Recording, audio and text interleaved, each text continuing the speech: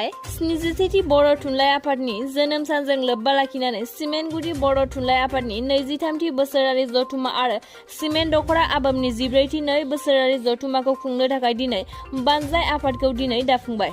धेमाजि जिल्लानि सानजारि नोगोर सिमेन्ट सापरिनि सिङाव थानाय 1 नं जयपुर गामिनि गुदि फरायसालिनि नब्लाङाव सिमेन्ट गुदि बर' थुनलाइ आफादनि आफादगिरि मावफुंसार रामसियारिनि मासि सामलायनायाव खुंनाय मेलनि गेजेरजों खुंफुंनो गोनां 77थि बर' थुनलाइ आफादनि जोनोम सानजों लोब्बा लाखिनानै सिमेन्ट गुदि बर' थुनलाइ आफादनि 23थि बोसोरारि जथुमा आरो सिमेन्ट दख'रा आबामनि 14थि नै बोसोरारि जथुमाखौ खुंनो थाखाय बिमल मोसाहारिखौ आफादगिरि, बिरखो बसुमतारिखौ मावफुं आफादगिरि आरो मन्जु बसुमतारिखौ गाहाय नेहाथारि बिबान होनानै दिनै गोख्रों बानजाय आफादखौ दाफुंनाय जायो। हाबाफारियाव बाहागो लादोंमोन बोखावै लखिमपुर जिल्ला बारग' BLT अनसाय आफादनि आफादगिरि सानसुमा बसुमतारि,